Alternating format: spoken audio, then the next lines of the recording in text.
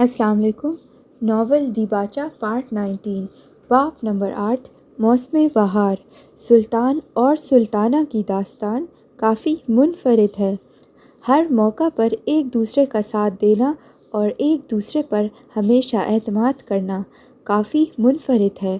ایک دوسرے کا رازدار بننا اور ایک دوسرے کی خوشی میں خوش اور دکھ میں دکھی ہونا کافی منفرد ہے۔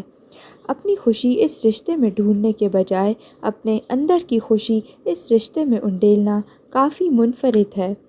ایک دوسرے کا احترام کرنا اور ایک دوسرے کی قدر کرنا بے شک کافی منفرد ہے۔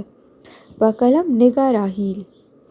رات کی تاریکی میں اب گہرے نیلاہٹ شامل ہو گئی تھی۔ کچھ ہی دیر بعد استنبول کی مساجد کے اسپیکرز فجر کی اذان سے گونجنے والے تھے۔ ہلکی سی کھلی کھڑکی جن کو سیاہ پردوں نے ڈھکا ہوا تھا میں ہلکی ٹھنڈی ہوا پورے کمرے میں پھیل کر سرگوشی کر رہی تھی۔ یہ سرگوشی رات میں اپنے ساتھ محبت، امن، سکون اور ہمیشہ کے ساتھ نبھانے کا وعدہ کر رہی تھی۔ وہ دونوں بیڈ پر ایک دوسرے کے برابر میں بیٹھ کر کراؤن کے ساتھ ٹیک لگائے بیٹھے تھے۔ نینا، جیسا کہ تم جانتی ہو کہ ہماری زندگی کے ایک نئے سفر کا آغاز ہونے جا رہا ہے۔ اس نے ایک چھوٹا سا وقفہ لیا۔ وہ اس وقت سفید رنگ کی شرٹ جس کے اوپر کے بٹن کھلے تھے اور سفید رنگ کے ٹراؤزر میں ملبوس تھا۔ میں چاہتا ہوں کہ ہم اس سفر کو شروع کرنے سے پہلے کچھ باتیں طے کر لیں، پراگ نے نرمی سے کہا۔ جیسے؟ اس نے ذرا سے ابرو اچکائے۔ وہ اس وقت سرخ رنگ کے نائٹ گاؤن میں ملبوس تھی، سیاہ بال ایک طرف کو کیے ہوئے تھے۔ وہ بے حد خوش دکھ رہی تھی۔ ہم دونوں کا کام بہت ہی چیلنجنگ ہے۔ تم ایک صحافی ہو اور میں ایک فوجی افسر۔ ہمارا کام ہمارے ملک کے لیے ہے۔ میں یہ کہنا چاہتا ہوں کہ ہم دونوں کبھی ایک دوسرے کے لیے تکلیف کا باعث نہیں بنیں گے اور نہ ہی ایک دوسرے کے راستے میں رکاوٹ بنیں گے۔ وہ کہہ رہا تھا تو نینا اسے غور سے سن رہی تھی۔ ہم ایک دوسرے کو مکمل آزادی دیں گے۔ اس نے اپنی بات مکمل کی۔ اس نے دھیرے سے اس بات میں سر ہلا دیا۔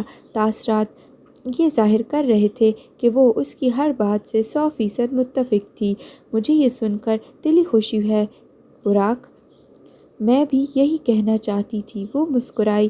پراگ نے نرمی سے اس کا ہاتھ تھاما۔ اچھا، اب تم بتاؤ، اس نے چند لمحے بعد کہا تو اس نے ناسمجھی کا اظہار کیا۔ کیا؟ اس نے پوچھا۔ کوئی بھی ایسی بات جو تم ہمارے رشتے کے متعلق کہنا چاہو۔ اس نے مسکرا کر پرسوچ انداز میں اسے دیکھا۔ اس کے سیاہ ریشمی بال کھلے تھے۔ زلفوں کی ہلکی سی لہر بار بار اس کے چہرے کے ارد گرد لہرا رہی تھی، جسے وہ بار بار پیچھے دھکیل رہی تھی۔ یہ منظر سلطان کے لیے کافی دل فریب تھا، اور تو اور یہ منظر اس کی نیلی آنکھوں میں سما گیا تھا۔ ضرور، لیکن پہلے آپ میرے ایک سوال کا جواب دیں۔ وہ تھوڑا سنجیدہ ہوئی۔ ٹھیک ہے، پوچھو۔ اس نے اس بات میں سر ہلا دیا۔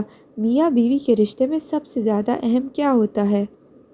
اس نے پوچھا تو سلطان کے چہرے پر مسکراہٹ مزید بڑھی۔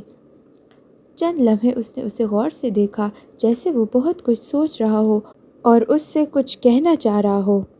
اعتماد اور احترام۔ اس نے اپنے ذہن میں چلنے والی تمام باتوں کو ان دو الفاظ میں قید کر دیا۔ بالکل صحیح، سلطانہ مسکرائی۔ اسے اپنے سلطان کا جواب سن کر بے حد خوشی ہوئی تھی۔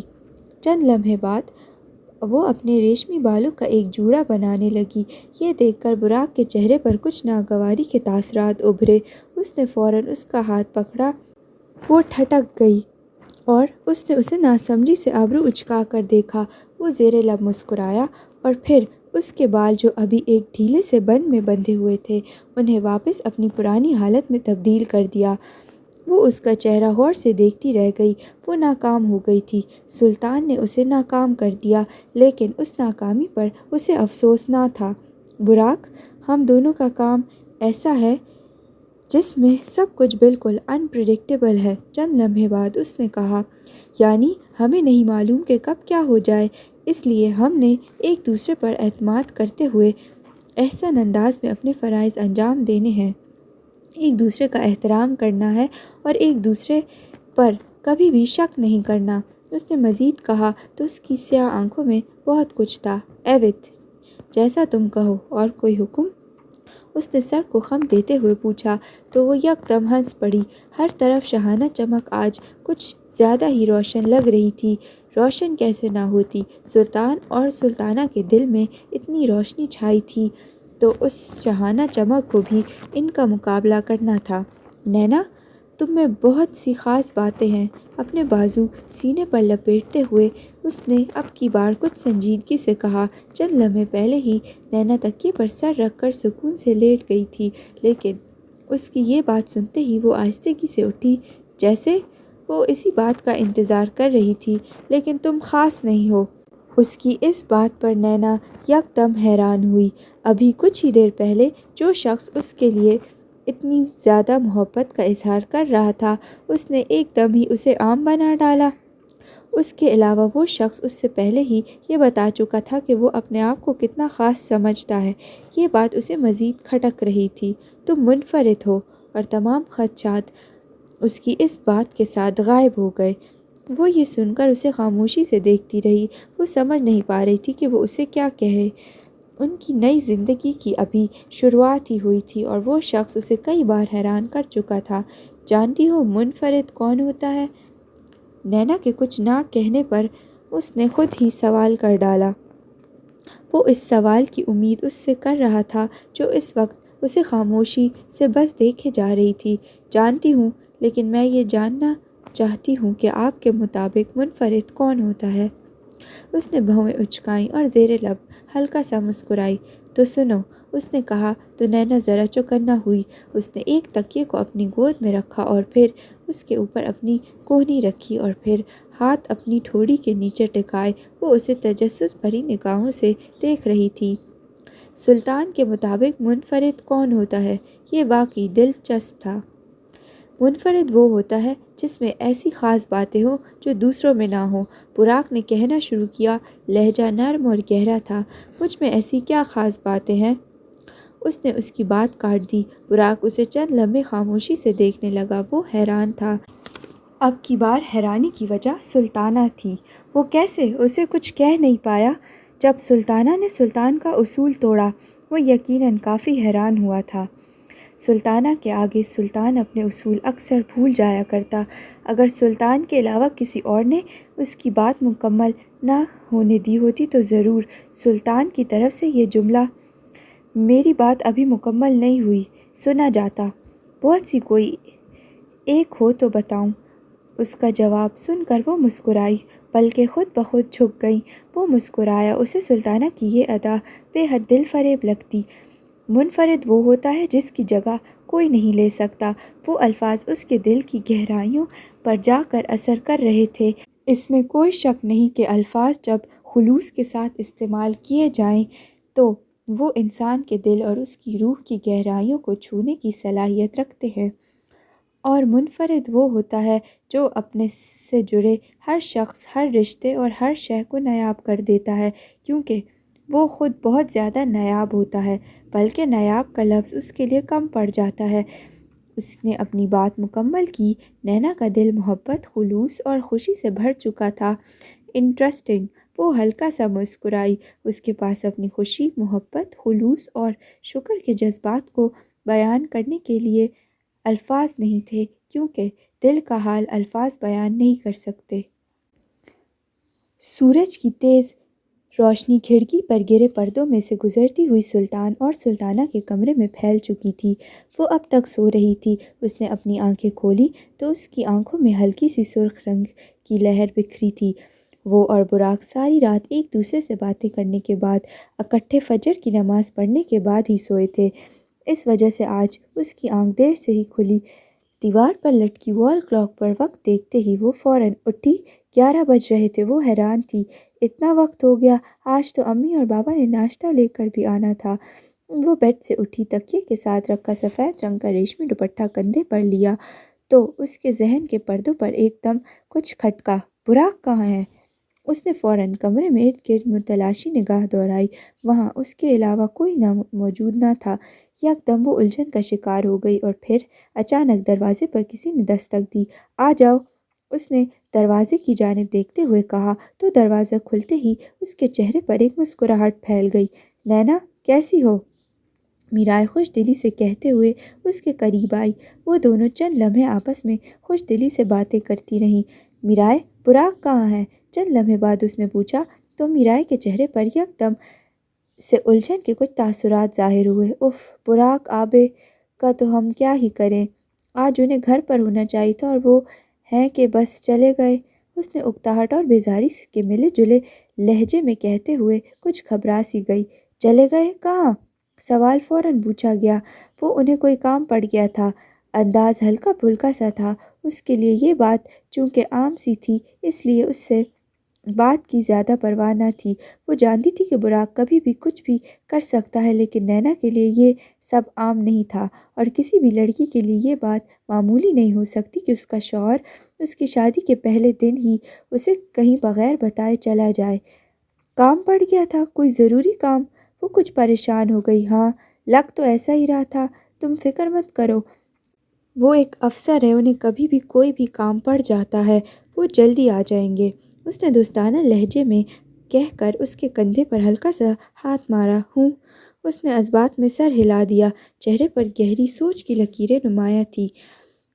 میں پھر جلدی سے تیار ہو جاتی ہوں۔ اچھا، وہ میں نے بتانا تھا۔ یہ کہتے ہوئے وہ الماری کی جانب بڑھی۔ کیا؟ میرائے نے پوچھا اور ساتھ ہی وہ بیڈ پر بیٹھ گئی۔ یہی کہ آج امی اور بابا آئیں گے ناشتہ لے کر، ہم پاکستانیوں کی ایک رسم ہے۔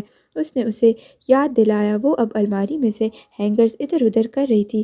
ہاں ہاں، مجھے یاد ہے، بالکل، حلیمہ آنٹی کی کال بھی آئی تھی کچھ دیر پہلے۔ اچھا، کیا کہہ رہی تھی وہ؟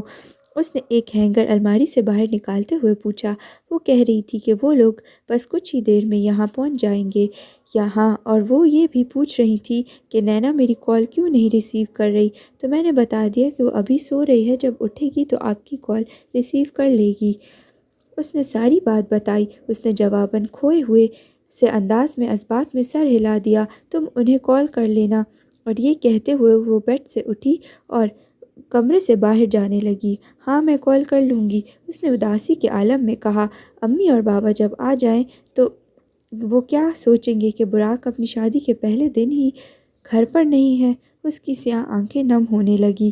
میں انہیں کیا جواب دوں گی؟ دل اور دماغ میں بہت سے خدشات نے گھر کر لیا۔ ویسے انہیں یہ سمجھ آ جائے گی کہ وہ ایک افسر ہے، بلکہ وہ تو کمانڈر ان چیف ہے، انہیں تو کبھی بھی کوئی بھی کام پڑ سکتا ہے۔ اس نے اپنے آپ کو تسلی دینا چاہی، لیکن سب بے سود رہا۔ سنہری میز پر میک اپ اور جیولری نفاست سے رکھی تھی۔ وہ ایک سی گرین کلر کے لمبے لہراتے ہوئے فراک میں ملبوس تھی، جس کے اوپر سفید رنگ کے پھولوں کے نفیس ڈیزائنز بنے ہوئے تھے۔ اس کے ساتھ اس نے اپنے کندھے کی ایک جانب گہرے سی گرین کلر کا دوپٹہ لے رکھا تھا۔ وہ تیار ہو رہی تھی۔ اس نے اپنے کانوں میں چاندی کی نازک بالیاں پہنی، ریشمی بال جو کہ کمر کو چھو رہے تھے انہیں اس نے کھلا ہی رہنے دیا۔ کچھ لمحے پہلے اس کے ذہن میں خیال آیا کہ وہ انہیں باندھ لے، لیکن پھر براق کا خیال آتے ہی اس نے انہیں نہیں باندھا۔ اس نے چہرے پر ہلکا سا میک اپ کیا۔ اسے ہلکا سا میک اپ ہی پسند تھا، ڈارک میک اپ تو اس نے کبھی نہیں کیا تھا۔ تیار ہونے کے بعد وہ اپنے کمرے سے باہر نکلی۔ دل کے ہر کونے میں اداسی چھائی تھی۔ سیڑھیاں اترنے کے بعد وہ کچن میں جانے ہی لگی تھی کہ تب ہی جیمر خاتون نے اسے حیرانی سے دیکھا۔ وہ اس وقت لیونگ روم سے باہر نکل رہی تھی۔ اسے دیکھتے ہی وہ تیز قدموں کے ساتھ اس کی جانب بڑھی۔ اس کے چہرے پر خوشی، پیار، محبت کے تاثرات خوب جھلک رہے تھے۔ اس کے پاس آتے ہی انہوں نے اسے نرمی سے گلے لگایا اور اس کے ماتھے کو پیار سے چوما۔ وہ مسکرائیں۔ اے ماشاء اللہ، ماشاء اللہ، کس قدر پیاری لگ رہی ہو تم نینا، انہوں نے قابل ستائش انداز میں خوش دلی سے کہا۔ تھینک یو، وہ ہلکا سا مسکرائی۔ چلو میرے ساتھ آؤ، میں تمہیں دکھاتی ہوں کہ میں نے ناشتے میں کتنا کچھ بنایا ہے۔ وہ یہ کہتے ہوئے اس کا ہاتھ پکڑ کر اسے کچن میں لے جانے لگی۔ ان کی اس بات نے نینا کو مزید پریشان کر دیا۔ جیمر خاتون، وہ کچھ کہنے ہی لگی تھی، تب ہی جیمر خاتون نے اس کی بات کاٹ دی۔ کیا؟ تم نے مجھے کیا کہا؟ انہوں نے اس کا ہاتھ چھوڑ کر اسے سنجیدگی سے پوچھا۔ اس کے ابرو ناسمجھی سے سکڑے۔ جیمر خاتون، اس نے دھیرے سے شانے اچکائے، لہجہ دھیما تھا۔ آج کے بعد مجھے جیمر خاتون نہیں بلاؤ گی، انہوں نے کہا تو نینا کے اعصاب پریشانی سے تن گئے۔ تم مجھے آنے کہا کرو، ٹھیک ہے؟ اور یکدم اس کے تنے ہوئے اعصاب ڈھیلے ہوئے۔ وہ کھل کر مسکرانے لگی۔ اوکے، تو جیم آنے؟ وہ میں نے آپ لوگوں کو بتایا تھا نا کہ ناشتہ امی اور بابا وغیرہ لا رہے ہیں، اس نے انہیں یاد دلایا۔ ہاں مجھے یاد ہے، لیکن میں نے پھر بھی یہ سب اس لیے بنایا ہے تاکہ دونوں ملکوں کے لوگ ایک دوسرے کے کھانوں کا ذائقہ چکھ سکیں۔ صحیح کیا نا؟ انہوں نے ایک آنکھ دباتے ہوئے مسکرا کر کہا۔ وہ یہ سن کر کافی حیران ہوئی۔ جی، اس نے اسبات میں سر ہلا دیا۔ ان کی بات غلط بھی نہ تھی۔ اچھا یہ سب باتیں چھوڑو، میں تمہیں دکھاتی ہوں کہ میں نے کیا کیا بنایا ہے۔ وہ اسے کچن میں لے کر گئیں۔ وہاں جا کر اسے اپنے ہاتھ سے بنائے گئے کھانے دکھانے لگی۔ ان کے گھر میں ایک ہی ملازمہ تھی، پروین، لیکن وہ صرف نام کی ملازمت تھی کیونکہ گھر کے زیادہ تر کام جیمر خاتون خود ہی کر لیا کرتی تھی اور ان کی اس عادت سے براق اور میرائے دونوں کافی تنگ تھے۔ نینا کے گھر والے پہنچ چکے تھے۔ ان کے آتے ہی اس کی پریشانی میں مزید اضافہ ہو گیا۔ اگر انہوں نے براق کا پوچھا تو میں انہیں کیا جواب دوں گی؟ وہ سب ڈائننگ روم میں موجود تھے۔ جیمر خاتون پروین کے ساتھ کچن میں تھی۔ نینا سب سے ملنے کے لیے ڈائننگ روم میں گئی۔ حلیمہ صاحبہ اسے دیکھ کر فوراً خوش دلی اور پرجوشی کے ساتھ اس کی جانب بڑھی اور پھر اسے پیار سے گلے لگا لیا۔ ان کی آنکھیں نم سی تھیں۔ اس کا دل یک دم رونے کو چاہا، لیکن اس نے اپنے آنسو کو قابو میں رکھا۔ اس کے بعد وہ احسن صاحب، علی اور اریحہ سے ملی۔ چند رسمی سی باتوں کے بعد حلیمہ صاحبہ اس کے سوال تک پہنچی جس کا نینا کو ڈر تھا۔ براق کہاں ہے؟ انہوں نے ارد گرد نظر دہراتے ہوئے پوچھا تو وہ فوراً گھبرا گئی۔ دل کی دوڑ تیز ہو گئی۔ وہ امی؟ وہ متذبذب سے انداز میں کہنے کے لیے الفاظ ڈھونڈ رہی تھی کہ تبھی اس کے کانوں میں ایک آواز آئی۔ اس کا فون بج رہا تھا۔ اوہ، لگتا ہے میری کال آ رہی ہے، میں ذرا فون چیک کر کے آئی۔ وہ یہ کہتے ہوئے ڈائننگ روم سے باہر نکلی۔ اس کا فون باہر ٹیبل پر ہی پڑا تھا۔ وہ جیمر خاتون کے ساتھ کچن میں جاتے ہوئے چھوڑ کر چلی گئی تھی۔ اس نے صبح سے ویسے بھی موبائل چیک نہیں کیا تھا، یہاں تک کہ میرائے کے کہنے کے باوجود اسے حلیمہ صاحبہ کو فون کرنا بھی یاد نہیں رہا تھا۔ موبائل کو پکڑتے ہی وہ فوراً اپنے کمرے میں چلی گئی۔ کمرے میں پہنچنے تک فون کال بند ہو چکی تھی۔ اس نے اسکرین پر نمبر دیکھا تو کوئی انجان نمبر تھا۔ نمبر دیکھ کر اسے یہ سمجھ آ گئی کہ وہ نمبر نہ ہی پاکستانی تھا اور نہ ہی ترکی کا۔ وہ آہستگی سے بیڈ پر بیٹھی، موبائل کو ایک جانب رکھتے ہوئے اس نے اپنے سر پر ہاتھ رکھا۔ اس کا سر کافی درد کر رہا تھا۔ یہ اس کے ساتھ ہمیشہ سے ہوتا تھا۔ پریشانی کے وقت اس کا سر شدید درد کرنے لگ جاتا۔ تم ٹھیک ہو؟ کسی نے اس کے کندھے پر ہاتھ رکھتے ہوئے پوچھا۔ وہ گھبرا کر بیڈ سے اٹھی۔ اس شخص کو دیکھتے ہی وہ حیران رہ گئی تھی۔ آپ کب آئے؟ اس نے حیرانی سے پوچھا تو براق ہلکا سا مسکرایا۔ وہ اس وقت ڈریس شرٹ اور جینز میں ملبوس تھا۔ میں بس کچھ ہی دیر پہلے۔ تم ٹھیک ہو؟ اس نے اپنا سوال ایک بار پھر دہرایا۔ وہ لب کاٹنے لگی۔ ہاں میں بالکل ٹھیک ہوں۔ وہ مسکرائی۔ سیاہ آنکھیں چمک اٹھی، لہجہ گہرا تھا۔ آنٹی انکل وغیرہ آ گئے؟ یہ پوچھتے ہوئے وہ سنگھار میز کی جانب بڑھا، اس پر سے اپنا والیٹ اور اپنی گھڑی اٹھا کر انہیں دراز میں رکھنے لگا۔ اس کے ہاتھ میں موبائل تھا جس کی اسکرین ابھی تک روشن تھی۔ اسے دیکھ کر نینا کو سمجھ آ گئی کہ وہ جب بھی ادھر آیا تھا تو کال کرنے میں مصروف تھا، اس لیے پہلے سے اسے نہیں مل سکا۔ جی، وہ سب نیچے ڈائننگ روم میں بیٹھے ہیں، اس نے بتایا۔ اچھا، میں جلدی سے چینج کر کے آتا ہوں۔ اس کی جانب پلٹ کر نرمی سے اس نے کہا۔ ٹھیک ہے، اس نے جواباً اسبات میں سر ہلاتے ہوئے کہا۔ تم جاؤ ان کے پاس بیٹھو، انہیں کمپنی دو۔ وہ ہلکا سا مسکرایا۔ ہوں۔ براق باتھ روم میں چینج کرنے چلا گیا۔ نینا اسے یوں جاتا دیکھتی رہی۔ یہ شخص اسے یوں حیران کر دیتا تھا۔ وہ چند لمحے یہ سمجھنے میں ہی گزار دیتی کہ وہ ایسا کیسے کر سکتا ہے، لیکن اب وہ پریشان نہیں تھی۔ تنے ہوئے اعصاب بھی ڈھیلے پڑ گئے تھے۔ سیاہ آنکھیں روشن تھیں، بے حد روشن۔ وہ ڈائننگ ٹیبل پر پاکستانی کھانے کے ساتھ ساتھ ترکش کھانے بھی سجے تھے۔ یہ دونوں ملکوں کا ملن کافی خوبصورت تھا۔ ویسے وہ تھے تو ایک ہی قوم، کیونکہ مسلمان تو ایک ہی قوم ہے۔ سب ناشتہ کرنے میں مصروف تھے۔ ادھر ان سب کے درمیان آپس میں بہت سی باتیں ہو رہی تھیں۔ زیادہ تر باتیں احسن صاحب، اریحہ، علی اور براق ہی کرتے رہے تھے، لیکن جو بھی باتیں وہاں کی جا رہی تھیں وہ سب دل کو سکون اور اطمینان بخش رہی تھیں۔ تو براق بھائی، کب لے کر جا رہے ہیں آپ مجھے سلطان احمد مسجد؟ اور ہاں، میں نے آپ کو بتایا تھا کہ میں نے کپادوکیا بھی جانا ہے، بتائیں نا کب لے کر جائیں گے؟ اس کے سوال پر وہ مسکرایا اور جواب دینے کے لیے لب کھولے کہ تبھی حلیمہ صاحبہ بول اٹھی، اریحہ بیٹا جلدی کھانا کھا لو۔ انہوں نے اسے ٹوکا۔ وہ باتوں میں لگ کر کھانا بے حد سست روی سے کھا رہی تھی۔ امی کوئی بات نہیں نا، اس نے منہ بناتے ہوئے کہا۔ اوہوں، ہم نے جانا ہے اس لیے کہہ رہی ہوں، انہوں نے کہا تو نینا کھانا کھاتے ہوئے ٹھہر گئی۔ جانا ہے اتنی جلدی؟ اس نے فوراً پوچھا۔ ہاں، وہ ہوٹل جا کر پیکنگ بھی کرنی ہے۔ ان کی اس بات پر نینا مزید حیران ہوئی۔ براق اور جیمرے خاتون نے ان سے کہا تھا کہ وہ ترکی میں ہوٹل کے بجائے انہی کے گھر میں رہ لیں، لیکن احسن صاحب نہ مانے۔ پیکنگ؟ اس نے آبرو سکیڑتے ہوئے پوچھا۔ ہاں پیکنگ، ہم کل پاکستان واپس جا رہے ہیں نا۔ ان کے یہ الفاظ سن کر نینا کا دل جیسے یکدم بہت سے جذبات سے بھر گیا۔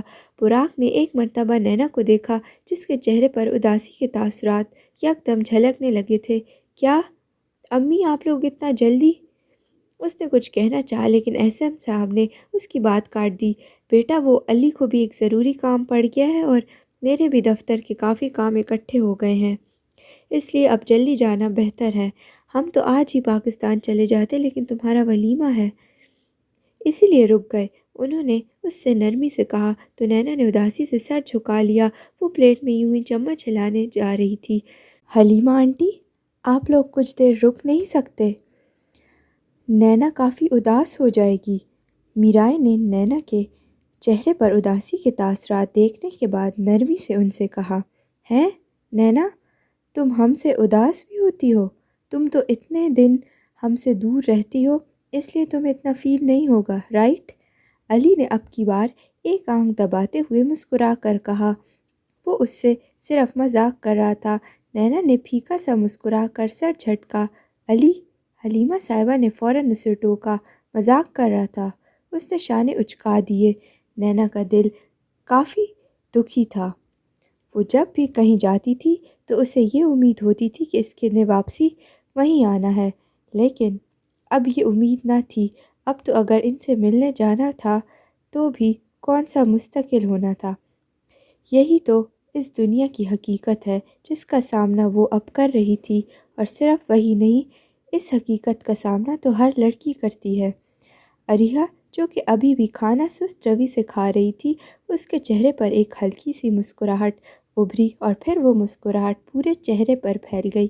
بابا، نینا آپی ہمیں بہت مس کریں گی، کیونکہ نا میں ان کے پاس یہاں کچھ دنوں کے لیے رہ لوں؟ وہ یکدم چہک کر بولی۔ احسن صاحب اور حلیمہ صاحبہ دونوں کے ماتھے پر سلوٹیں نمایاں ہوئیں۔ اف، اس لڑکی کا کیا کریں؟ حلیمہ صاحبہ نے تعصب سے سر جھٹکا۔ ایوت، اریحہ بالکل ٹھیک کہہ رہی ہے آنٹی، اس طرح نینا کو بھی کمپنی مل جائے گی، براق نے کہا۔ تو نینا نے اسے مسکرا کر دیکھا۔ اریحہ تو مزید چہک اٹھی۔ ہاں بس پھر ڈن کرتے ہیں، میں ادھر ہی رہوں گی، اور پھر ہم لوگ سلطان احمد مسجد۔ اور پھر حلیمہ صاحبہ نے اس کی بات کاٹ دی۔ میڈم جی، آپ کے اس مہینے کے آخر میں میٹرک کے ایگزامز شروع ہو رہے ہیں، ان پر فوکس کریں، اور یہ پلان پھر کبھی سہی، ٹھیک ہے؟ انہوں نے اسے آنکھیں دکھاتے ہوئے کہا۔ وہ جواباً خاموش رہی۔ کھانے کی رفتار بھی اب کچھ تیز ہو گئی تھی۔ ماں کی ڈانٹ میں واقعی کافی اثر ہوتا ہے۔ براق اور نینا کی ریسیپشن سیریمنی ولیمہ ہلٹن استنبول پیومنٹی ہوٹل اینڈ کانفرنس سینٹر میں رکھا گیا تھا۔ یہ استنبول کے قلب میں واقع ہے۔ یہ ہوٹل اپنی مرکزی مقامات اور مختلف پرکشش مقامات تک آسان رسائی کے لیے جانا جاتا ہے، جیسے یہ استنبول ایئرپورٹ سے صرف 25 کلومیٹر کے فاصلے پر ہے، اور تو اور ٹاکسم اسکوائر اور باسفورس جیسے اہم مقامات بھی اس سے مناسب فاصلے پر ہی ہیں۔ اس کی نمایاں خصوصیات میں سے ایک شہر کے مناظر اور ابنائے باسفورس کے خوبصورت نظارے ہیں، خاص طور پر اونچی منزلوں اور تقریب کی مخصوص جگہوں سے۔ اس میں کوئی شک نہیں کہ یہ شادی کی تقریبات اور استنبول کے لیے ایک شاندار پس منظر فراہم کرتا ہے۔ چیمر خاتون نے یوسف بے اور ان کے پورے خاندان کا نام بھی ولیمے کے مہمانوں کی لسٹ میں ایڈ کروایا تھا۔ وہ الگ بات تھی کہ یوسف بے اور ان کی بیوی ولیمے پر آئے تھے، لیکن نازلی نہیں۔ اگر وہ ابھی آ جاتی تو براق کو کوئی پرواہ نہ تھی۔ اریحہ تو آج بھی اس ہوٹل کی ایک ایک جگہ کی تصویریں لینے میں مگن رہی۔ اس کا بالکل بھی دل نہیں کر رہا تھا کہ وہ ترکی سے واپس جائے۔ نینا احسن جب بھی کسی تقریب میں جاتی اسے ہمیشہ الگ سے اہمیت دی جاتی۔ وجہ یہ تھی کہ وہ ایک کافی مشہور صحافی تھی۔ لوگ اس کی رائے کو اہمیت دیتے تھے، اسے سننا پسند کرتے تھے۔ جس تقریب میں وہ جاتی وہاں اس کی قابلیت کے چرچے ہو رہے ہوتے، لیکن آج اسے اہمیت پہلے سے زیادہ مل رہی تھی۔ ایک تو وہ دلہن تھی، اس لیے ہر کسی نے اسے اہمیت دینی تھی، لیکن یہاں ایک بات اہمیت رکھتی تھی کہ وہ براق یمان کی بیوی تھی، مطلب کمانڈر ان چیف کی بیوی۔ اس لیے صرف اسے ہی نہیں بلکہ اس کے پورے خاندان کو خاص پروٹوکول دیا جا رہا تھا۔ احسن صاحب اور حلیمہ صاحبہ بے حد خوش تھے۔ انہیں اس وقت نینا پر بہت فخر ہو رہا تھا کہ ان کی بیٹی کا انتخاب غلط نہیں تھا۔ براق سے بھی جو شخص ملتا وہ نینا کی ضرور تعریف کرتا۔ اس کی اقوام متحدہ میں کی جانے والی تقریر کی تو ہر کسی نے تعریف کی، اور پھر اس نے ایک ماہ پہلے جو ڈاکیومنٹری ترکی پر بنائی تھی وہ بھی اس نے اپنے نیوز چینل کو دے دی تھی، جسے انہوں نے اپنے چینل سے اس کے نام کے ساتھ ہی نشر کیا ہے۔ وہ ڈاکیومنٹری بھی اچھی خاصی مقبولیت حاصل کر پائی تھی۔ اس کے چرچے بھی سوشل میڈیا پر ہر جگہ تھے، کیونکہ اس نے اس ڈاکیومنٹری میں ترکی کے مشہور مقامات کے ساتھ ساتھ ان مقامات کے بارے میں بھی بتایا جو خاصے مشہور نہیں، لیکن اگر ان مقامات کا وزٹ کر لیا جائے تو ان میں کوئی شک نہیں کہ وہ بھی وقت آنے کے ساتھ ساتھ خاصی مقبولیت حاصل کر لیں گے۔ نینا احسن کی اس ڈاکیومنٹری کی وجہ سے لوگوں میں ایک شعور پیدا ہوا کہ ضروری نہیں کہ کسی ملک میں جا کر صرف ان کی مشہور مقامات کا ہی وزٹ کیا جائے، بلکہ ان مقامات کو بھی منظر عام پر لانا چاہیے جن کو ابھی تک ٹھیک سے منظر عام پر لایا نہیں گیا۔ براق یمان اور نینا احسن کو یہ اہمیت اور یہ عزت اللہ نے ہی بخشی تھی۔ بے شک اللہ جسے چاہے عزت دے اور جسے چاہے ذلت دے۔ اگلے دن احسن صاحب اور حلیمہ صاحبہ وغیرہ پاکستان واپس جا چکے تھے۔ نینا ان کے جانے کے بعد کافی اداس تھی۔ دوپہر کا وقت تھا۔ براق صبح سب کے ساتھ ناشتہ کرنے کے بعد اپنے کام سے چلا گیا۔ میرائے اور چیمر خاتون سے کچھ دیر تک باتیں کرنے کے بعد وہ بھی اپنے کمرے میں چلی گئی۔ اس وقت وہ اپنے کمرے کے ٹیرس میں موجود تھی۔ ہر طرف چھائے اس دوپہر کے رنگوں میں اداسی ہی اداسی تھی۔ معتدل ہوا چلتی ہوئی اس کے ریشمی بالوں کو لہرا رہی تھی۔ اس کے بال ایک ڈھیلی سی پونی میں بندھے تھے۔ اس نے اپنے موبائل کی اسکرین آن کی اور پھر اس نمبر کو دیکھا جس سے اسے کال آ رہی تھی۔ جب سے اس نے اقوام متحدہ میں جا کر وہ تقریر کی تھی تب سے اسے اسی طرح کے انجان نمبرز سے کال موصول ہونے کا سلسلہ جاری ہوا۔ یہ سب اب اس کے لیے روز کا معمول بن گیا تھا۔ ویسے ایک صحافی کے لیے انجان نمبر سے کالز موصول ہونا ایک معمولی سی بات ہوتی ہے۔ اس کو اقوام متحدہ میں تقریر کرنے سے پہلے بھی انجان نمبر سے کالز موصول ہوا کرتی تھی، مگر وہ اتنی زیادہ نہیں ہوتی تھی جتنی اس کے اقوام متحدہ میں تقریر کرنے کے بعد آنا شروع ہوئیں۔ اسے اقوام متحدہ میں تقریر کرنے سے پہلے جن نمبر سے کال موصول ہوا کرتی تھی وہ پاکستان کے نمبرز ہوتے۔ کانٹیکٹس لسٹ کو بند کرنے کے بعد اس نے اپنا واٹس ایپ کھولا۔ میسیجز لسٹ میں جن لوگوں کے نام دکھائی دے رہے تھے ان میں سے ایک نام ایسا تھا جس کی اسے توقع نہ تھی۔ براق کے میسیجز، اور تو اور براق کے میسیجز صبح کے 8 بجے موصول ہوئے تھے۔ اس نے آج بھی صبح سے اب تک واٹس ایپ چیک نہیں کیا تھا، اس لیے وہ اس کے اور کسی کے بھی میسیجز نہ ہی پڑھ سکی اور نہ ہی ان کا جواب دے سکی۔ اس کے میسیجز کھولتے ہی وہ مزید حیران ہوئی۔ وہ چند سطور تھی، ترک زبان میں تحریر تھی۔ براق کو جب یہ معلوم ہے کہ مجھے ترکچے نہیں آتی تو انہوں نے مجھے یہ سب ترکچے میں کیوں بھیجا، وہ ناسمجھی سے زیر لب کہہ رہی تھی۔ Günaydın sevgili eşim. Sen ve ben mum ve onun ateşi gibiyiz. Mum yandigende bir yanım olur. وہ براق کے میسیجز بار بار پڑھ رہی تھی۔ کچھ سمجھ نہ آنے کے باعث اس نے سہارا لیا گوگل ٹرانسلیٹ کا۔ ان سطور کو ترکچے کے حصے میں پیسٹ کرنے کے بعد انگریزی کے حصے میں ان سطور کا ترجمہ لکھا ہوا آ گیا۔ Good morning, my dear wife. Me and you are like a candle and its flame. When your light goes, a part of me dies. ان سطور کو پڑھ کر اس کے چہرے پر ایک بے حد خوبصورت مسکراہٹ ابھر آئی۔ اس کی اداسی جیسے یکدم غائب سی ہو گئی۔ یہ شخص لوگوں کو حیران کرنے کے ساتھ ساتھ اداس لوگوں کے چہروں پر مسکراہٹ لانے کا بھی فن جانتا ہے۔ انٹرسٹنگ، اس نے دل ہی دل میں اعتراف کیا۔ اب وہ سوچ رہی تھی کہ وہ اسے کیا جواب لکھ کر بھیجے۔ پھر اس کے ذہن میں ایک خیال آیا، ہاں یہ ٹھیک رہے گا۔ زیر لب بڑبڑاتے ہوئے اس نے گوگل پر کچھ سرچ کرنا شروع کیا اور پھر اس نے براق کو ایک میسیج ٹائپ کر کے بھیجا۔ شکر لک زوج العزیز، thank you my dear husband. Message بھیجنے کے بعد اس نے فون بند کر دیا، پھر یکدم کھل کر مسکرائی۔ سب کچھ کتنا حسین تھا، اسے یقین نہیں آ رہا تھا۔ سورج غروب ہوتے ہی آسمان خوبصورت رنگ کے کینوس میں تبدیل ہو گیا۔ گلابی، نارنجی اور جامنی رنگ کی لہریں ایک دوسرے کے ساتھ مل گئیں جو ایک محصور کن نظارہ بن گیا۔ وہ دونوں لیونگ روم میں صوفے پر ایک دوسرے کے آمنے سامنے بیٹھی چائے پی رہی تھیں۔ یہ ترک چائے تھی جو میرائے نے اپنے اور اس کے لیے بنائی تھی۔ جیمل خاتون سے بھی اس نے پوچھا تھا کہ وہ ابھی چائے پینا چاہیں گی یا نہیں، لیکن ان کی طبیعت تھوڑی خراب سی تھی، وہ آرام کرنا چاہتی تھی، اس لیے انہوں نے چائے سے منع کر دیا۔ نینا، مجھے ویسے بھی کبھی یقین نہیں ہوتا، میرائے نے چائے کا ایک گھونٹ لیتے ہوئے آبرو اچکا کر کہا۔ کس بات کا؟ اس نے بھی چائے کا ایک گھونٹ لیا، پھر پوچھا۔ یہی کہ تم میری دوست سے میری بھابھی بنی۔ اس کی بات سن کر نینا ہنسنے لگی۔ بس قدرت کے کھیل ہیں سارے۔ اس نے ذرا سا شانے اچکا دیے، پھر چائے کے 2-3 گھونٹ بھرے۔ ایوت، میرائے نے اس کی بات سے متفق ہوتے ہوئے کہا۔ اچھا، تمہیں معلوم ہے 1 مہینے بعد ایوارڈ سرمنی ہونے جا رہی ہے؟ اس نے چند لمحے بعد نینا کو کافی پرجوش انداز میں بتانا شروع کیا، تو وہ اس کی بات پوری توجہ کے ساتھ سننے لگی۔ اس میں ترکی کے تمام ویلفیئر آرگنائزیشن کے آنرز آ رہے ہیں، جن میں میں بھی شامل ہوں۔ اور پھر اس نے چائے کا ایک گھونٹ لیا۔ نینا کے چہرے پر مسرت کی کئی لہریں ابھریں۔ مطلب اس میں سال کے کئی بہترین سوشل ورکرز کا اعلان کیا جائے گا؟ اس نے خوشی اور پرجوشی کے عالم میں پوچھا۔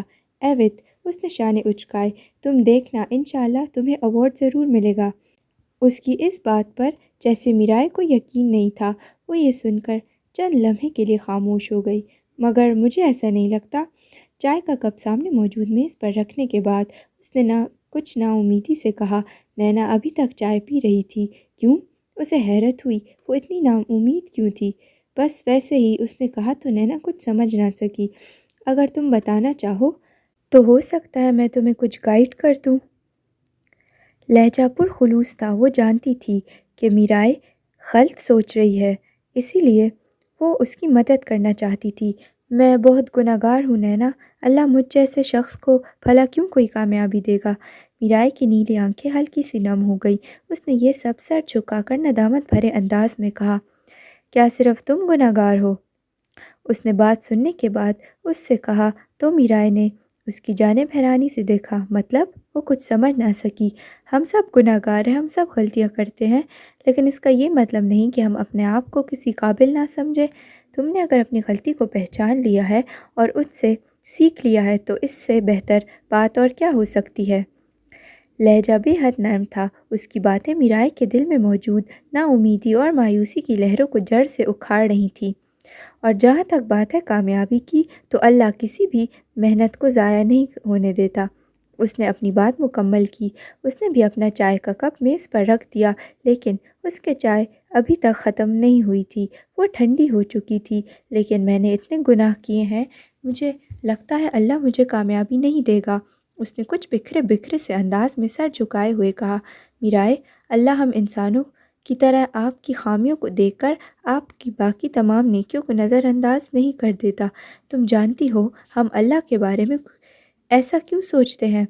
اس کی یہ بات سن کر وہ یک دم چونکی۔ اسے یہ کبھی کسی نے نہیں کہا تھا۔ ہر کوئی ہمیشہ سے اسے یہی بتاتا تھا کہ اللہ آپ کے گناہوں کی وجہ سے آپ سے نفرت کرنے لگ جاتا ہے، وہ آپ کو کامیاب نہیں کرتا۔ ادھر آپ نے گناہ کیا، ادھر آپ کو وہ اس گناہ کی سزا دے گا۔ لیکن نینا کی باتوں نے اسے سوچنے پر مجبور کر دیا۔ کیوں؟ اس نے کھوئے کھوئے سے انداز میں پوچھا۔ کیونکہ ہم انسان ہیں، ہم اللہ کے بارے میں اگر یہ سوچتے ہیں کہ وہ ہمارے گناہوں کی وجہ سے ہماری باقی تمام نیکیوں کو بھول جائے گا تو ایسا نہیں ہے، اللہ ایسا نہیں کرتا۔ لیکن جانتی ہو ایسا کون کرتا ہے؟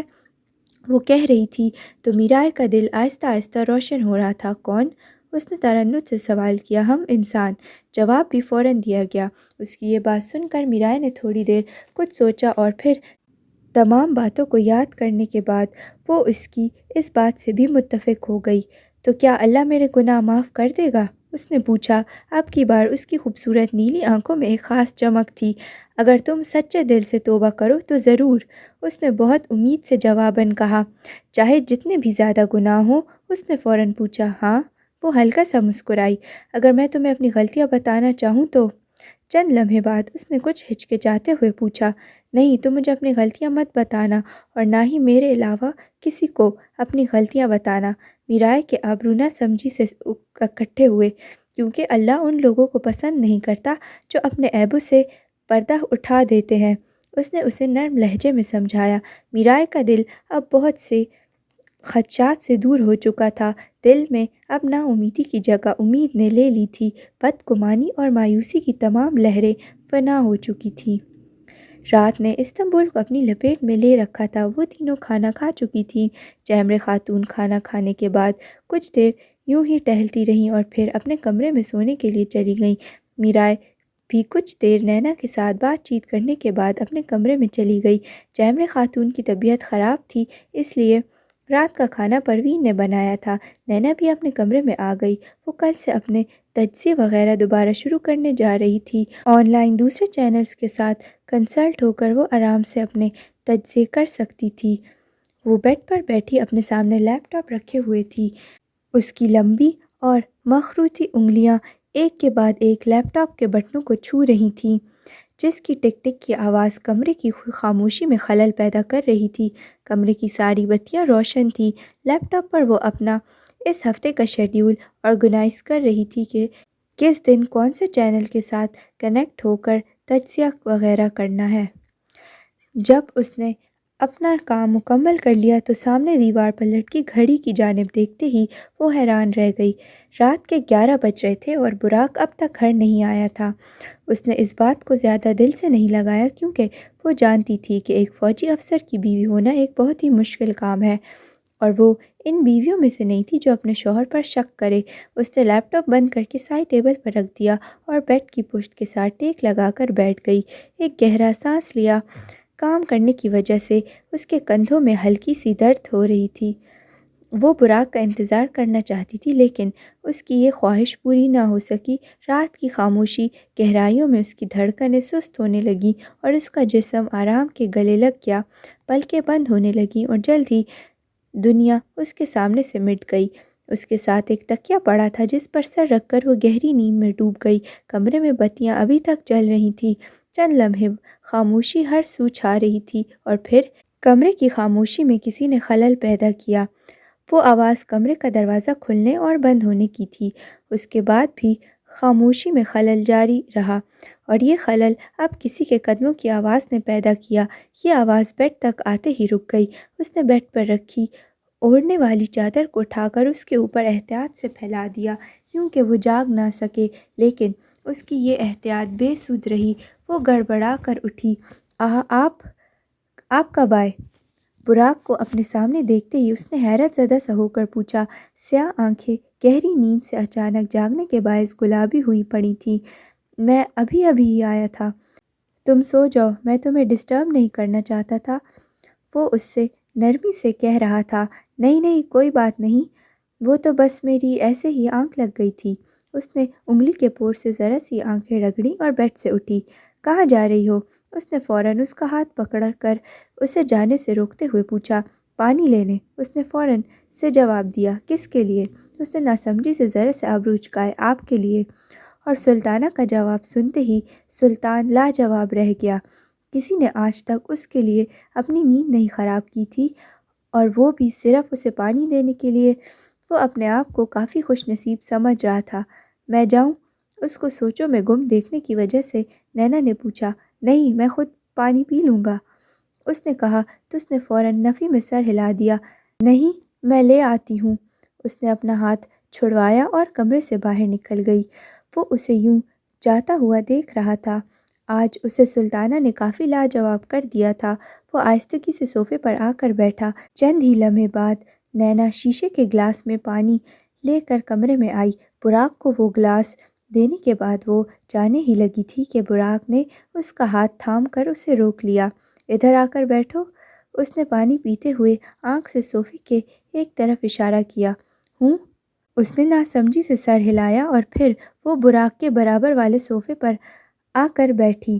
وہ اس وقت سیاہ ریشمی لمبے فراک میں ملبوس تھی، بال کیچڑ میں بندھے تھے۔ میں نے سوچا اب تم جاگ ہی گئی ہو تو کچھ باتیں ہی کر لیں۔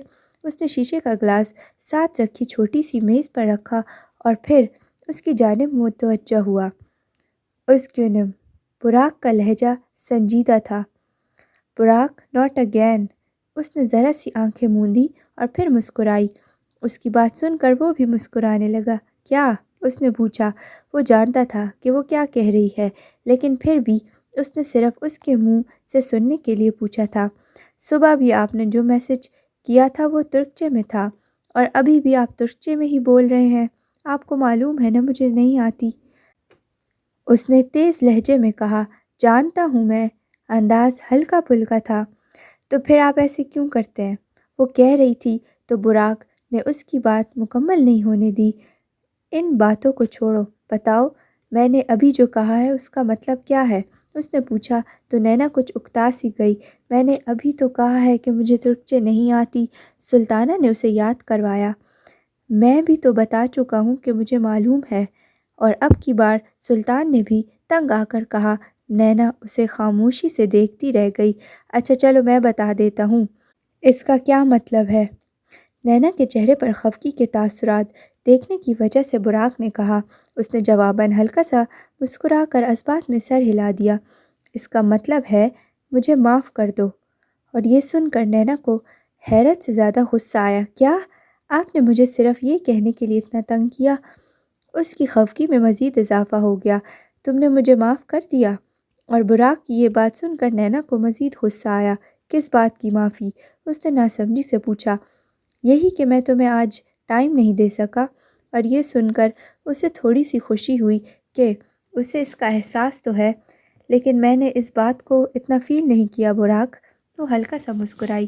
میں جانتا ہوں، لیکن تمہارے فیل کرنے یا نہ کرنے سے میں ٹھیک تو نہیں نہ ہو جاؤں گا۔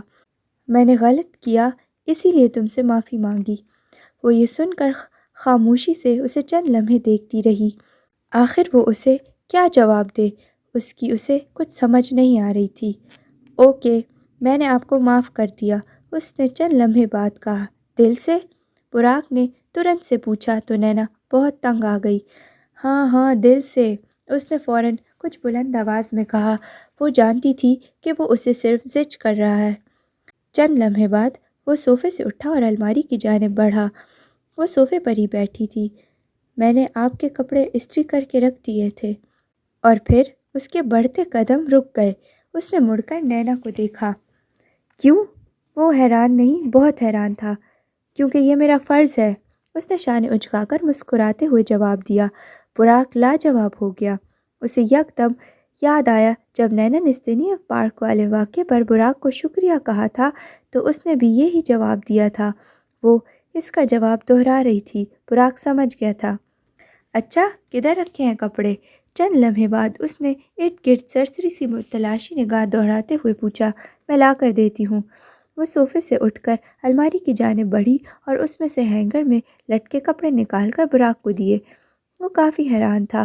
آج تک وہ اپنے کپڑے خود استری کرتا رہا تھا۔ براق، آپ نے میرا میسج پڑھ کر رپلائی نہیں کیا۔ وہ کپڑے لے کر چینج کرنے کے لیے جانے ہی لگا تھا کہ تبھی اس نے کہا، میں تب رپلائی کرتا اگر مجھے اس کی سمجھ آئی ہوتی۔ اور یہ سن کر نینا سناٹے میں رہ گئی۔ مجھے بھی ترکچے نہیں آتی تھی، لیکن میں نے پھر بھی اسے ٹرانسلیٹ کر کے سمجھا۔ آپ بھی ایسا ہی کر لیتے۔ براق کو وہ اس وقت بے حد معصوم لگی۔ وہ مسکرانے لگا اور پھر اس کے قریب بڑھا، اتنا قریب کہ اس کے پرفیوم کی مہک بھی اسے محسوس ہونے لگی۔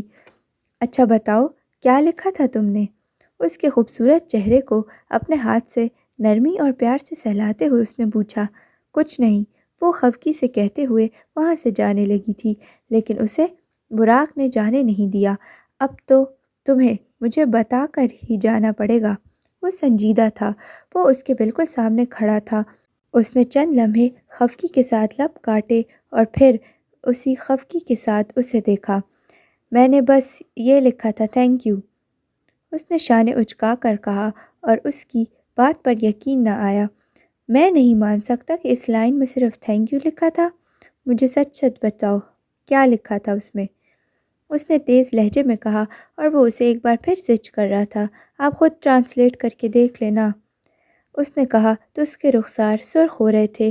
نینا، مجھے بار بار بات دہرانے کی عادت نہیں ہے، اسے گہری نگاہوں سے دیکھتے ہوئے براق نے کہا تو اب کی بار اس نے ہتھیار ڈال دیے۔ وہ ان نیلی آنکھوں کے سامنے بے بس تھی۔ اس میں لکھا تھا۔ وہ چند لمحے کے لیے رکی۔ Thank you my dear husband, اور پھر نظریں جھکا لی۔ وہ یہ سن کر مسکرایا اور پھر نینا نے اپنے ماتھے پر اس کا لمس محسوس کیا۔ وہ یہ لمس کبھی نہیں بھول سکتی تھی کیونکہ اس میں محبت اور پیار سے زیادہ احترام شامل تھا۔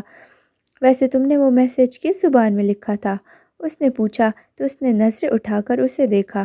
عربی، اس نے ہلکا سا مسکرا کر جواب دیا۔ تو اب مجھے تمہارے لیے اور کتنی زبانیں یاد کرنی پڑیں گی؟ اور یہ سن کر وہ کھل کر ہنسی۔ براق اسے سحر زدہ سا ہو کر دیکھتا رہا۔ مجھے بھی عربی نہیں آتی، میں نے تو ویسے ہی گوگل پر سرچ کر کے آپ کو میسج لکھا تھا۔ اس نے چند لمحے بعد اسے تسلی دی کہ اب اسے اس کے لیے مزید اور کوئی زبان یاد کرنے کی ضرورت نہیں۔ دیکھو تو دل فریبی انداز نقش پا، موج خرام یار بھی کیا گل کتر گئی۔ آج آسمان پر بادلوں نے پوری طرح سے اپنا روپ جمایا ہوا تھا۔ ہر طرف ہلکی سی دھند کا پردہ چھایا تھا۔ اس کے کمرے کی ہلکی سی کھلی کھڑکی سے ٹھنڈی ہوا کا جھونکا جو کہ سکون کے جوہر سے آراستہ تھا، وہ نرمی سے کمرے کو سہلا رہا تھا۔ ویسے نینا، میرے کچھ اصول ہیں۔ وہ سنگھار میں اس کے آئینے کے بالکل سامنے کھڑا اور ڈریس شرٹ کے بٹن بند کر رہا تھا۔ وہ دونوں کچھ دیر پہلے یوں ہی باتیں کر رہے تھے، لیکن اب کی بار جو اس نے بات کی تھی وہ نینا کے لیے کافی حیران کن تھی۔ وہ جانتی تھی کہ ایک فوجی افسر کی بیوی ہونے کا مطلب یہ ہے کہ بہت سے اصولوں کے مطابق زندگی گزارنا، لیکن وہ اصول اسے اتنی جلدی جتائے جائیں گے اس کی اسے امید نہ تھی۔ اچھا، اور وہ کیا ہے؟ سنگھار میں سے اس کی رسٹ واچ اٹھاتے ہوئے اس نے مسکرا کر پوچھا۔ میرا سب سے پہلا اصول یہ ہے کہ کوئی بھی شخص میری بات نہ کاٹے، اس نے فوراً جواب دیا۔ وہ اب تک ڈریس شرٹ کے بٹن بند کر چکا تھا۔ اس نے اس کی جانب رسٹ واچ بڑھائی، ساتھ ہی اس نے اس کی بات سن کر اس بات میں سر ہلا دیا۔ چہرے پر مسکراہٹ ابھی تک قائم تھی۔ براق نے اپنا ہاتھ اس کی جانب بڑھایا، وہ اسے کلائی پر رسٹ واچ پہنانے لگی۔ کھڑکی سے آتا ہوا کا ہلکا سا جھونکا ابھی تک کمرے کو نرمی سے سہلا رہا تھا۔ وہ پلٹا، وہ کمرے کے دروازے تک بڑھنے لگا۔ نینا اس کے ساتھ ساتھ قدم ملاتی ہوئی چلنے لگی۔ وہ کافی تیز قدم چلتا تھا کیونکہ نینا کو اس کے ساتھ قدم ملانے میں تھوڑی مشکل پیش آتی۔ وہ دونوں اب کمرے سے باہر نکل چکے تھے۔ مجھے نہ سننے کی عادت نہیں ہے، سنجیدگی سے یہ کہتے ہوئے وہ سیڑھیوں سے نیچے جانے لگا۔ وہ ابھی اس کے تیز قدموں کا ساتھ دیتی ہوئی سیڑھیوں سے اترنے لگی۔ اس کا یہ اصول سننے کے بعد وہ دوبارہ ہلکا سا مسکرائی تو براق نے اسے ایک نظر سنجیدگی سے دیکھا اور پھر چہرہ موڑ لیا۔ زیادہ سوال کرنا بھی مجھے پسند نہیں۔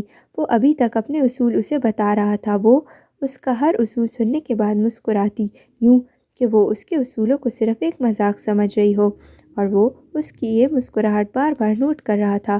بلا وجہ کی گفتگو سے تو مجھے سخت نفرت ہے۔ یہ کہتے کہتے وہ سیڑھیاں اتر چکا تھا اور پھر وہ سیدھا کچن میں جانے لگا۔ نینا بھی اس کا ساتھ دیتے ہوئے کچن میں جانے لگی۔ وہ کچن میں پہنچا تو نینا بھی اس کے چند لمحے بعد ہی کچن میں آ گئی۔ اچھا، تو بس یہی اصول ہیں یا اور کچھ بھی رہتا ہے؟ اس نے طنزیہ انداز میں ہلکا سا مسکرا کر پوچھا۔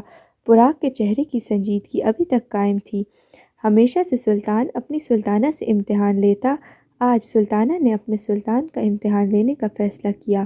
نہیں، بس اتنا ہی، اس نے اب کی بار کچھ سرد مہری سے جواب دیا۔ اس کے بعد اس نے اپنے ہاتھ میں پکڑے موبائل کی اسکرین آن کی اور اس کی جانب متوجہ ہوا۔ وہ موبائل پر چند لمحے کے لیے میسیجز دیکھنے لگا، یوں کہ وہ نینا کو جیسے نظر انداز کر رہا ہو۔ وہ اس کے برابر میں ہی کھڑی تھی۔ سلطان کے اصولوں پر آج تک اس طرح سے کوئی نہیں ہنسا تھا جس طرح سے آج سلطانہ ہنسی تھی، لیکن یہ تو ابھی صرف شروعات تھی۔ کافی بنانا ذرا۔ وہ موبائل پر میسیجز ہی دیکھ رہا تھا جب اس نے نینا کو تحقیقانہ انداز میں کہا۔ وہ یہ سن کر تھوڑا حیران ہوئی کیونکہ اس کا لہجہ اس کے ساتھ تھوڑا مختلف تھا اور اس کی وجہ وہ جانتی تھی، لیکن پھر بھی اس نے اس کا مزید امتحان لینے کا فیصلہ کیا۔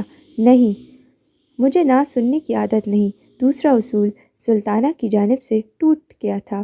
پہلا اصول تو وہ کئی بار توڑ چکی تھی۔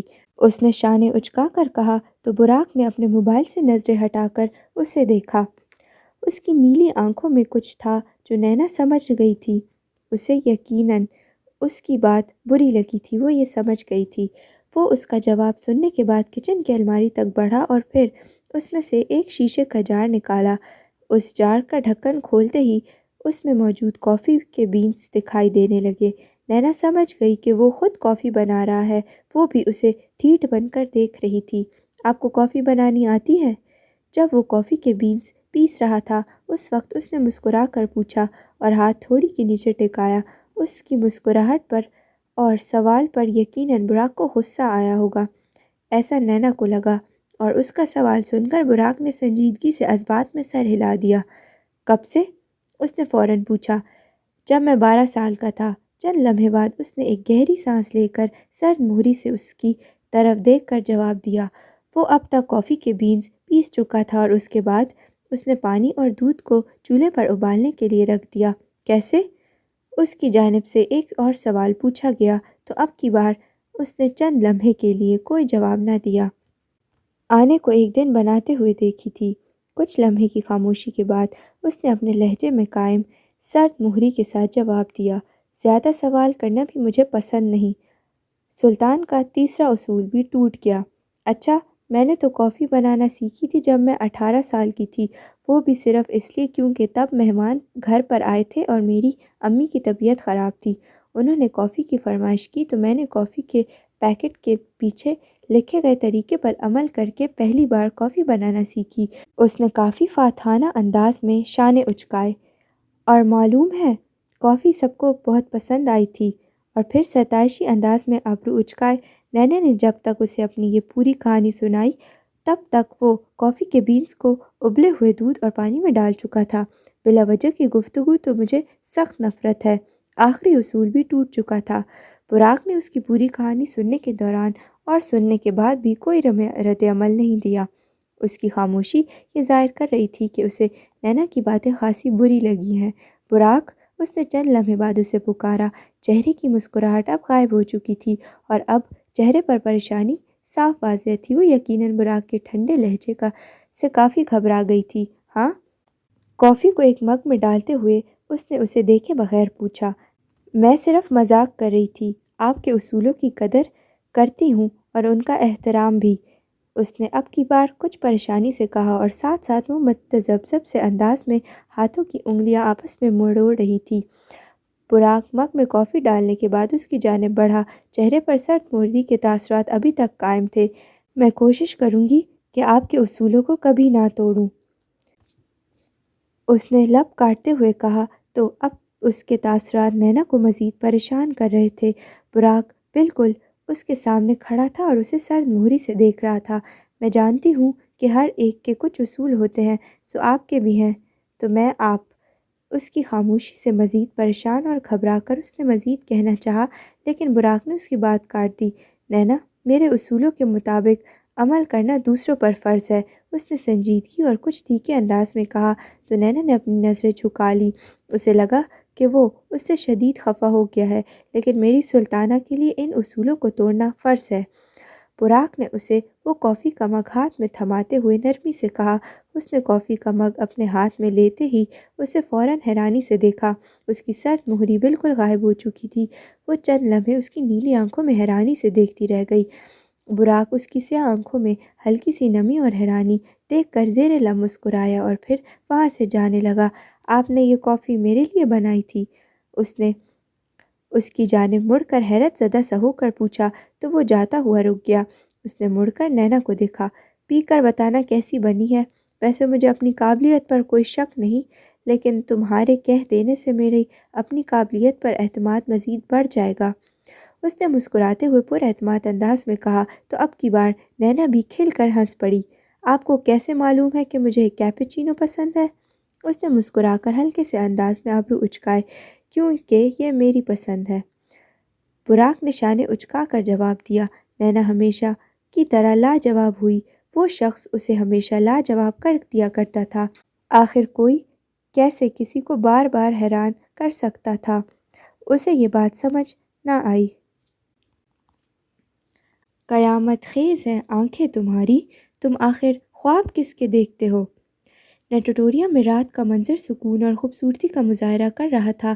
چاند کی روشنی پول میں موجود پانی پر رقص کر رہی تھی۔ پرسکون ٹھنڈا پانی تاروں سے بھرے آسمان کی عکاسی کر رہا تھا۔